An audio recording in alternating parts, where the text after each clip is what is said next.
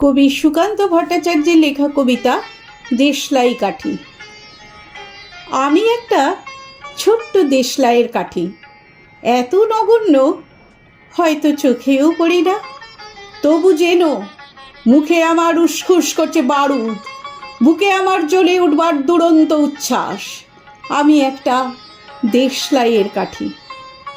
মনে আছে সেদিন হুলুস্থুলু বেঁধেছিল, ঘরের কোণে জ্বলে উঠেছিল আগুন, আমাকে অবজ্ঞা ভরে না নিভিয়ে ছুঁড়ে ফেলায়। কত ঘরকে দিয়েছি পুড়িয়ে, কত প্রাসাদকে করেছি ধূলিসাৎ। আমি একাই ছোট্ট একটা দেশলাই কাঠি। এমনি বহু নগর, বহু রাজ্যকে দিতে পারি ছাড়খাড় করে, তবুও অবজ্ঞা করবে আমাদের।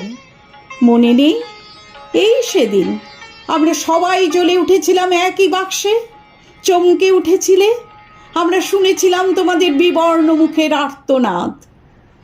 আমাদের কি অসীম শক্তি, তা তো অনুভব করেছো বারংবার। তবু কেন বোঝো না আমরা বন্দি থাকবো না তোমাদের পকেটে পকেটে। আমরা বেরিয়ে পড়ব, আমরা ছড়িয়ে পড়ব শহরে, গঞ্জে, গ্রামে, দিগন্ত থেকে দিগন্তে। আমরা বারবার জ্বলি নিতান্ত অবহেলায়, তা তো তোমরা জানোই। কিন্তু তোমরা তো জানো না কবে আমরা জ্বলে উঠব সবাই শেষবারের মতো।